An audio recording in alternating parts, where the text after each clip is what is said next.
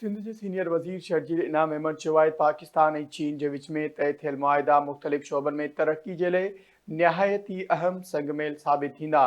चीन और पाकिस्तान विच में मुफ़ाहमती यादाश्त नामुन सां सीड़पकारी जा नवां मौक़ा पैदा थींदा। सीनियर वज़ीर शर्जील इनाम अहमद जो चवणो समुंड के पानी के मिठो बणाइण वारो मंसूबो वक्त की अहम ज़रूरत है। जदीद टेक्नोलॉजी के ज़रिए शहरन के इजाफ़ी पानी फराहम कयो वेंदो। इन मंसूबे से मुस्तक़बिल में पानी के बहरान के काबू पाइण में मदद मिलंदी। सिंध हुकूमत शहरी मसइलन के मुस्तकिल हल लाइ कदम खणी रही है। हिन रिथा सां कराची के इंफ्रास्ट्रक्चर और शहरी सहूलतुन में बेहतरी ईंदी। सीड़पकारी और रोज़गार जा मौक़ा पैदा थींदा। सिंध के मकानी इदारन वारे खाते और चीनी कंपनी के विच में ज़रई टेक्नोलॉजी के शोबे में सहकार सिंध की मईशत लाइ बेहतरीन कदम है।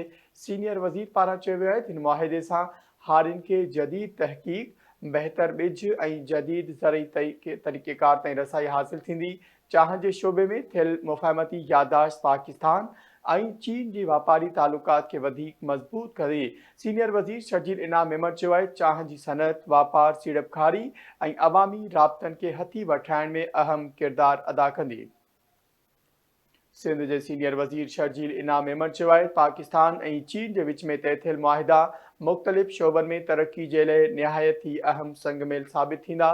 चीन और पाकिस्तान विच में मुफ़ाहमती यादाश्त नामुन सां सीड़पकारी जा नवां मौक़ा पैदा थींदा। सीनियर वज़ीर जो चवणो त समुंड के पानी के मिठो बणाइण वारो मंसूबो वक्त की अहम ज़रूरत है। जदीद टेक्नोलॉजी के ज़रिए शहरन के इजाफ़ी पानी फराहम थींदो। इन मंसूबे से मुस्तक़बिल में पानी के बहरान ते काबू पाइण में मदद मिलंदी। सिंध हुकूमत शहरी मसइलन के मुस्तकिल हल लाइ कदम खणी रही है। हिन रिथा सां कराची के इंफ्रास्ट्रक्चर और शहरी सहूलतुन में बेहतरी ईंदी। सीड़पकारी और रोज़गार जा मौक़ा भी पैदा थींदा। सिंध के मकानी इदारन वारे खाते और चीनी कंपनी विच में ज़रई टेक्नोलॉजी के शोबे में सहकार सिंध की मईशत लाइ बेहतरीन कदम है। इन मुआहिदे से हारिन के जदीद तहक़ीक़ बेहतर बिज और जदीद ज़रई तरीक़ेकार ताईं रसाई हासिल थींदी। चाह के शोबे में थियल मुफ़ाहमती यादाश्त पाकिस्तान और चीन के वापारी ताल्लुकात के वधिक मज़बूत कंदी। सीनियर वज़ीर शर्जील इनाम अहमद जो वधीक चवणो चाह की सनत वापार सीड़पकारी और अवामी राबतन के हथी वठाइण में अहम किरदार अदा कंदी।